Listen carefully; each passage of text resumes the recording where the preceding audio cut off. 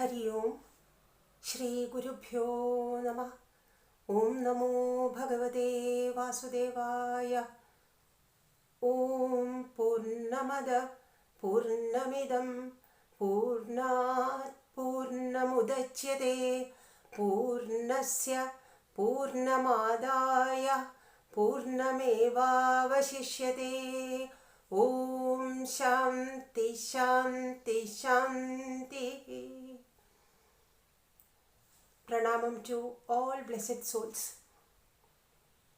We start the study of Upanishads invoking peace with Shanti Mantra. Shanti Mantra concludes reciting Shanti 3 times. Shanti, Shanti, Shanti. We say peace 3 times. Why do we say 3 times?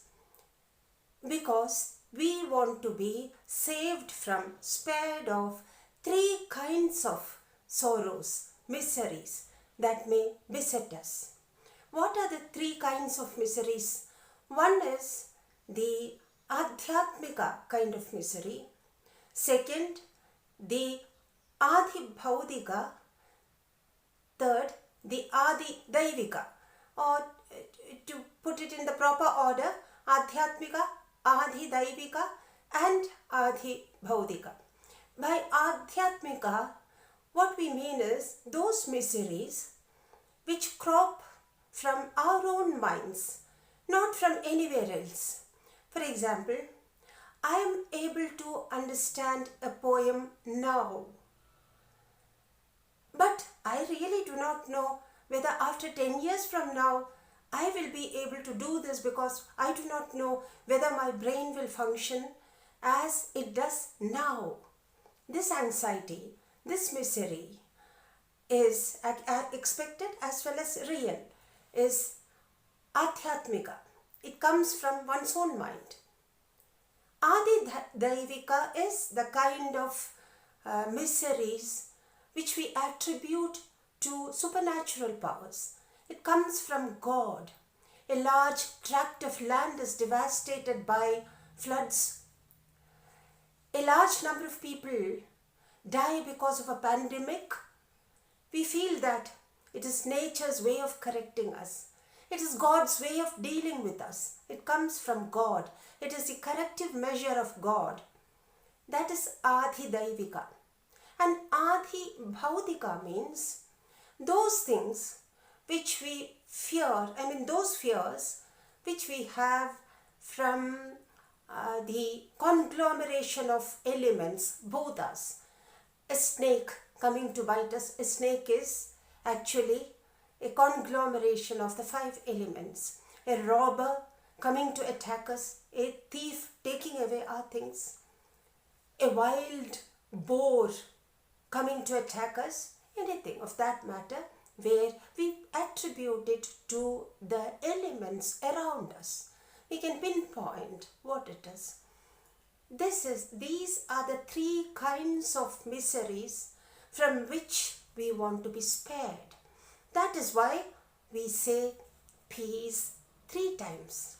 We want peace not only for our own sake, for our life's sake, also because if those continue to trouble us, then probably our study of the Upanishad, the study of the scriptures, would be affected. So we want peace, enough peace, so that we can continue our studies of spiritual matters, our spiritual pursuits, without any obstacles. We want to be pursuing our studies in an unhampered way. That is why we say peace thrice. Isavasyopanishad starts with a mantra which starts with the word, the expression Isavasyamidam. Isavasyamidam sarvam yatkincha jagatyam jagat tena tyaktena bhunjidha magritha kasyasvidhanam. The Upanishad has taken its name from the first word, Isavasyam. Isavasyopanishad. Sometimes we call it Ishopanishad also. Isavasyam idam sarvam. Idam sarvam. This. Idam means this. Idam sarvam. All this.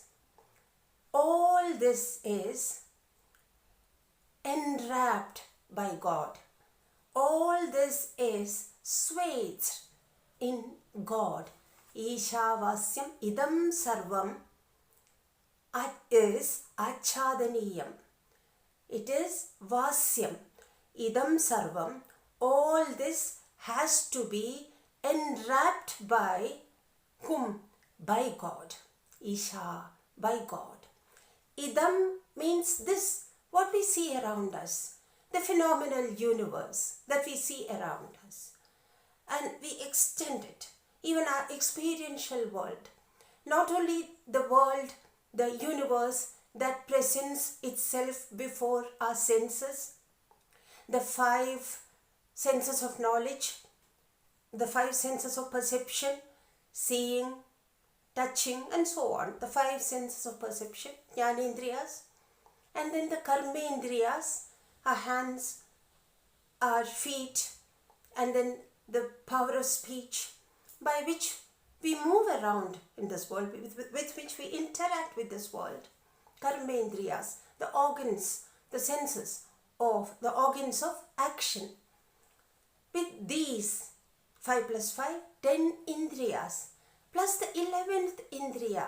Mind is called the 11th indriya. With this, we perceive the universe, we feel the universe. All that we can perceive through this, plus what we can infer using our rationality. With our rational power, we are able to reason out and say that there is smoke there. Smoke generally emanates from fire. If you find smoke there, it means that there is fire. We come to that conclusion. All our inferences, conclusions. And then what we understand and what we imbibe by the study of scriptures, by the ancient scriptures. People who had better perception than us. People who were able to open their eyes to the 4th dimension. Those people have left their experiences to us in the form of advice, in the form of revelations, that we take those as scriptures, ancient shastras.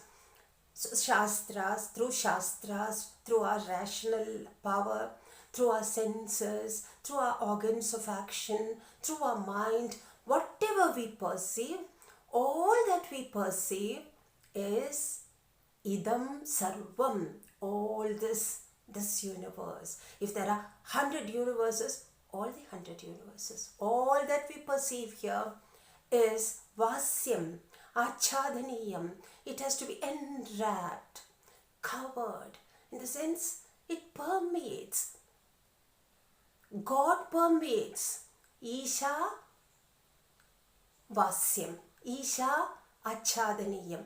By God, this entire universe in its wholeness has to be permeated. We have to take it. We have to understand that God permeates this entire universe.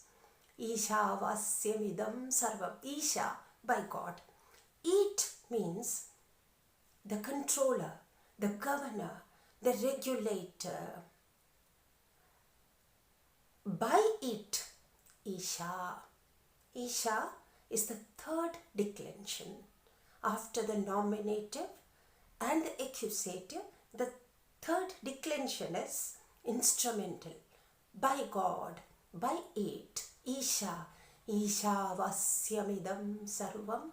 We have to understand that the entire universe is permeated by God. The example given by Sri Shankaracharya is that of a block of sandalwood, a piece of sandalwood.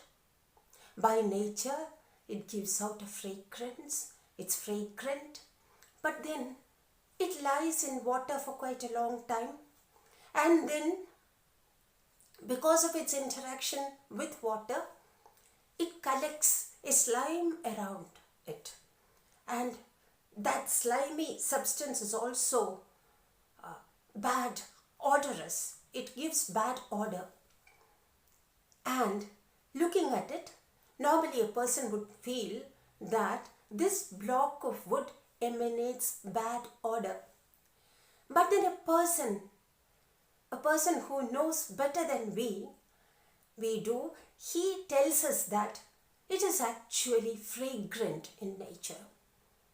It's difficult for us to understand it, but then we believe what he says. He is a person who speaks only truth. We have, from our experience, we know that he doesn't say anything which is wrong. So we have faith in him.